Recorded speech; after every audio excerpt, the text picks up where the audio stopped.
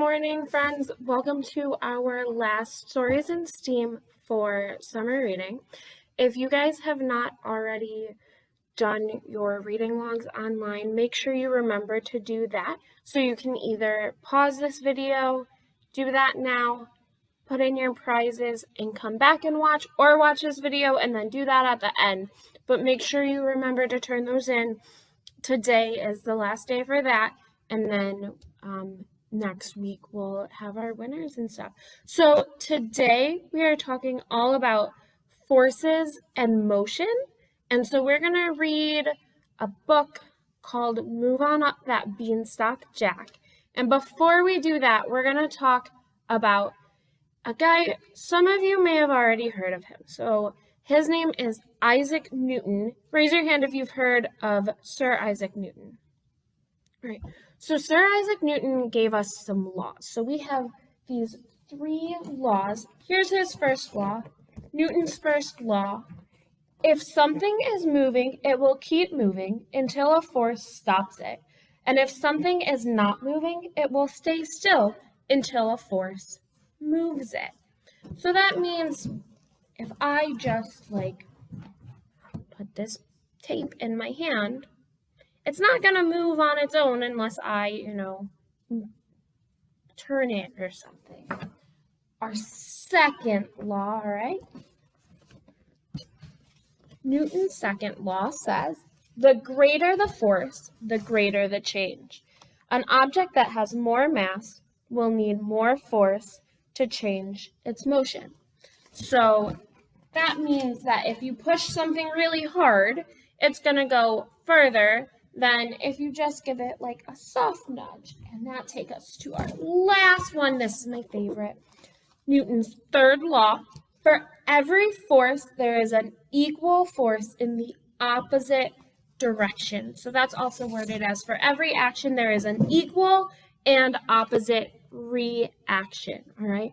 So those are our 3 laws from Isaac Newton, and we are going to get ready to read Move On Up That Beanstalk, Jack, to learn more about forces and motion, okay? All right. Who can give me, before we get started, who knows an example of a force? We have, ready? Put your hands up like this. A push.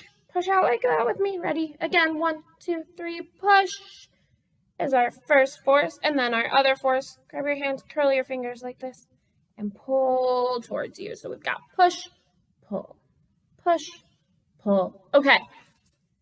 Move on up that beanstalk, Jack. The fairy tale physics of forces and motion. Some time ago, in a land you'll never find on a map, lived a boy named Jack and a mom named Mom. They shared a small house and a sad, empty garden. I'm so hungry, I could eat my shoe, Jack said. I'm hungry too, Mom said. I'd make a dirt sandwich, but we're out of bread. One afternoon, Jack looked out the window at their bony cow, Gloria. She mooed and ate the last pea in the garden, and Jack's stomach rumbled. We have to do something, or we're going to starve. Gloria stuck out her tongue and swished her tail. That's it. I'm going to town to sell the awful cow. Good idea, Mom said, staring at the blank TV. Then we can pay our cable bill, Jack groaned. No, we need to buy food, Mom. Jack went outside, grabbed Gloria's rope, and pulled. The cow wouldn't budge. Moo, she said. How about you move instead, Jack said. How's it going, Jack? Mom called from the window. I'm pulling on the rope, using a force, but this annoying cow is just standing there, Jack replied. A force can be a pull or a push, Mom said.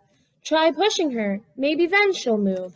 Jack pushed Gloria as hard as she could, and with a grunt, she finally moved, and the 2 of them headed to town. In town, people crowded the streets. They hurried from place to place. Not one of them wanted to buy a bony cow. Moo, Gloria said. Yeah, we need money, Jack said, for food. Just as Jack was ready to give up, he spotted a man selling cell phones and beans. Jack accidentally bumped into the man's table, and some beans fell onto the sidewalk. Oops, sorry about that. No problem, the man said. That's what gravity does. Gravy? Jack asked. That sounds delicious right now. No, the man said, not gravy, gravity. It's the force that pulls everything with mass towards Earth's center. Buildings, cars, people. Huh, I thought things just fell, Jack said. Gravity makes that happen, the man explained. Hey, would you like to trade your cow for these beans? I don't really like beans, Jack said. Oh, but these are magic beans, the man said. Plant them and you'll grow one amazing giant-sized... Yeah, oh, okay, sure, Jack said. Jack couldn't wait to tell his mom the good news. Mom, look, Jack cried. I got some beans. We don't like beans, Mom said. How much money did you get for the cow? No money, just these beans, magic beans. Jack, beans only grow more beans, she said, as she snatched the beans from her son's hand and threw them out the window. Hard. The tiny veggies disappeared in the garden dirt. Good arm, Mom, Jack said. Thank you, Mom said. That was a lot of force, wasn't it? So she's sewing 1, 2, 3. Got 4 beans there that she threw out. Let's see. Late that night, a thunderstorm soaked the land with rain, and something happened in the garden. What is that? Jack cried, looking out the window the next morning. A huge, thick beanstalk towered overhead, stretching high into the clouds. Great. Now we'll have tons of giant beans we won't eat, Mom said. I'll try to shake some loose, Jack said. So he pushed on the beanstalk, and he pushed harder, but the beanstalk wouldn't budge. Jack gazed at the clouds. Maybe, just maybe, there was something to eat up there. So he got his gloves, gave his mom a hug, and started to climb. He climbed pretty high, and then he climbed some more. He climbed a while. He, of course, did some more climbing. Jack's house down below looked like a tiny speck. If I let go right now, gravity would pull me down fast, and that would hurt. Hey! A voice boomed above Jack's head. What are you doing, little guy? Jack froze. You look hungry, kid, the voice continued. Come on up. I'll fix you a sandwich. Jack had no idea whose voice it was. But I am pretty hungry, he thought. How can I say no to a sandwich? So, with a loudly growling stomach, Jack climbed all the way to the very top of the beanstalk. Everything above the clouds was big, really big, especially the man sitting beside the beanstalk. Hey, kid, the giant boomed. I'm Dennis. I'm Jack, Jack said. Please enjoy this sandwich. It's going to stay at rest until you eat it. Jack raised an eyebrow. A sandwich at rest? He asked. It's all about inertia, Dennis said. Do you guys remember? So this is Newton's first law. You guys remember what it said, that first big apple we looked at? Newton's first law of motion says that objects will stay at rest or in motion until acted upon by a force. The force, in this case, is you. Who's Norton? Jack asked. Newton. Sir Isaac Newton. He studied how objects moved. Newton used his discoveries to create the 3 laws of motion. So if I eat some of this delicious-looking sandwich, I'll disrupt its rest? Jack asked. That's right, Dennis said. Well then, let's wake it up, Jack said, tearing off a fistful of bread. In surprisingly little time, Jack ate a big chunk of the sandwich. So Dennis, are you a chef? No. I'm studying to be a science teacher. I like figuring out how stuff works. That thing grew overnight from 4 magic beans? It's impossible to move. I tried. That's Newton's second law of motion, Dennis said, as he showed Jack a page from the physics book on his lap. An object's speed can change based on its mass and the forces acting upon it. The beanstalk didn't move at all when I pushed it, Jack said. Right. That's because the beanstalk has a much greater mass compared to you, little guy. The more mass an object has, the more force is needed to move it. Now, if I tried, Dennis reached over and gave the huge beanstalk a tap. It wobbled. I want to show you something, Dennis continued. So the giant scooped up Jack and ran down the street. Inside Dennis's apartment, Jack saw lots of science books, a caged hen, and a large golden harp. Can you guys find the caged hen? It's right here. Good job. What about the large golden harp? Do you guys see it? Right there. All right, cool. Are you a musician too? Jack asked. No, the harp is my sister's, Dennis said, strumming the strings with his fingers. It made a loud, beautiful noise. Cool, Jack said. That is Newton's third law of motion. For every action, there is an equal and opposite reaction. I get it, Jack said. You strummed the strings, and they vibrated and made noise. Yes, Dennis said. Now you try. Jack pulled one of the harp strings as hard as he could, but it just made a faint hum. Big strum, big sound. Little strum, little sound, Jack said. Dennis's stomach rumbled and made the kitchen table shake. You know, Jack, it's been a long time since I had a human for lunch.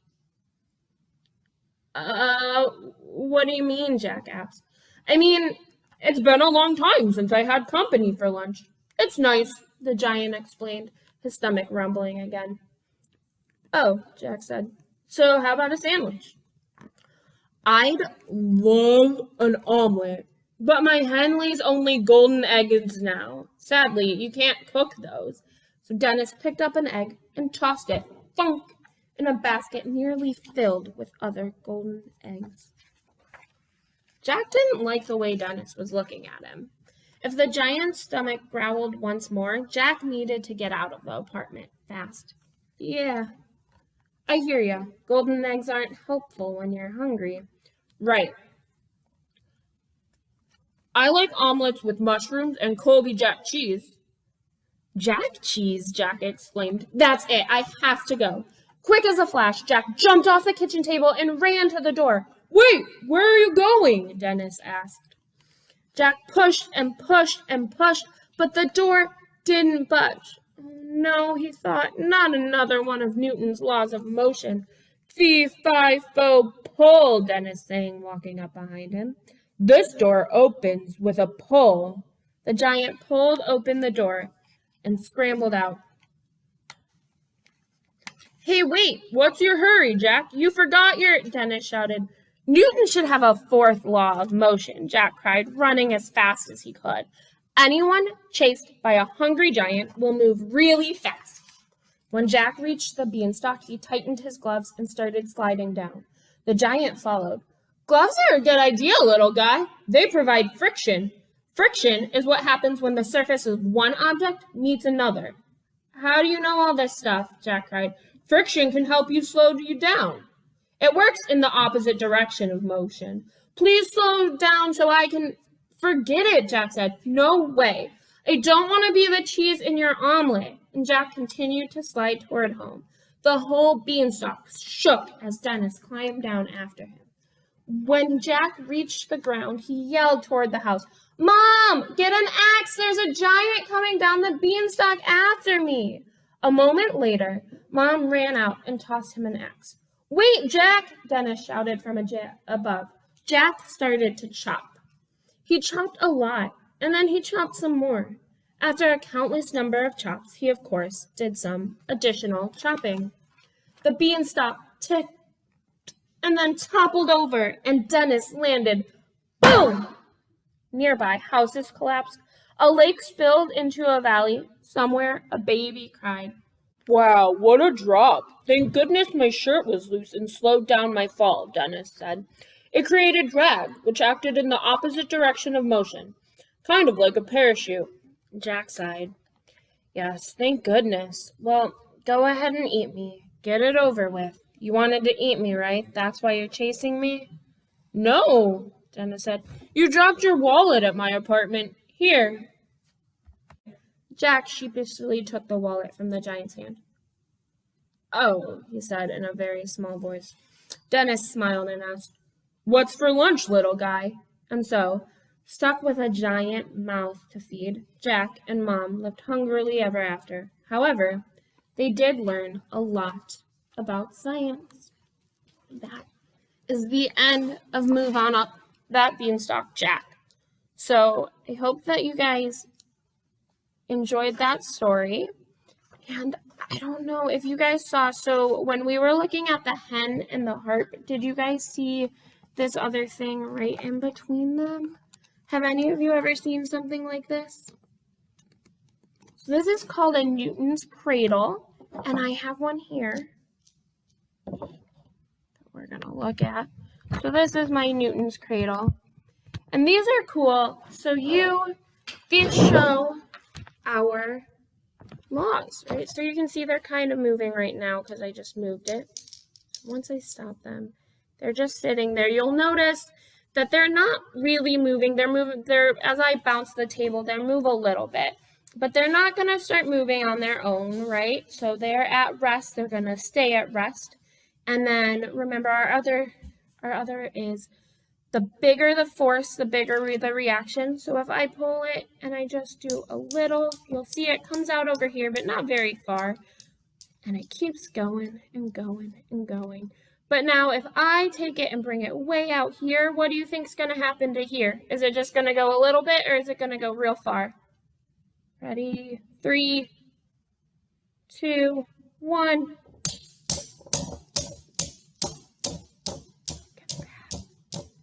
And then it bounces back and we notice, all right? Then it swings and swings. Eventually we lose that and it slows down. So even though the energy is not being created or destroyed, it's being transferred. So some of that is coming off as sound. Some of it is that friction that we're hearing and the drag as it goes through the air. So that's why even though an object that's in motion will stay in motion unless there's another force. That's why Newton's cradles don't just like go forever and ever. All right, so another cool thing is that equal and opposite we talked about if I pull really far. What do you think happens if I pull 2 of these though? So now instead of pulling just one ball, I've got 1, 2. I'm going to pull them both back. And when I let go, what do you think is going to happen?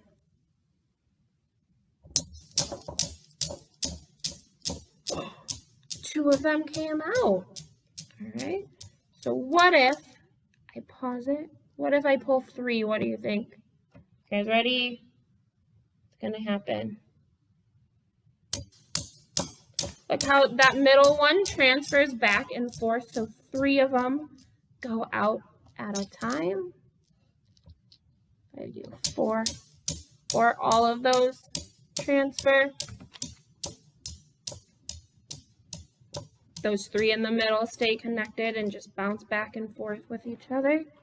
So we can see all of Newton's laws in this one Newton's cradle. Remember our 3 laws? Let's go back over those apples real quick, okay? We've got law number 3. Which one was that? Do you guys remember? I said it was my favorite. For every force, there is an equal and opposite reaction. Or for every force, there is an equal force in the opposite direction. Law number 2 was the greater the force, the greater the change. And if an object has more mass, more force will be needed to change its motion. That's why Jack couldn't push the beanstalk on his own, but Dennis the giant could. And then our first law, if something is moving, it will keep moving until a force stops it. And if something is not moving, it will stay still until a force moves it. So those are our laws. I hope you guys learned something about physics, about forces and motion, and that you guys enjoyed this session and summer story times and summer reading. Good luck winning prizes. And today I want you guys, as you go with the rest of your day, try to keep track of all of the forces you use, okay? So when you push something, when you pull something, if you drop something, that's gravity, so that's a force, right? Try not to drop too many things, but we all have accidents. We all drop stuff sometimes. So go ahead and see what forces you use today. Just keep track of them. That'll be a fun little thing to do. And remember, ready? So show me our two main types of forces. Hands ready. Push. And pull. Let's do that again. Ready? 1, 2, 3, push. Pull. All right, and then if you were signed up for summer reading and you have not recorded your reading and submitted your logs and put in like which prize you want to win, go ahead and make sure you do that today, and best of luck with those prizes. Thanks, guys.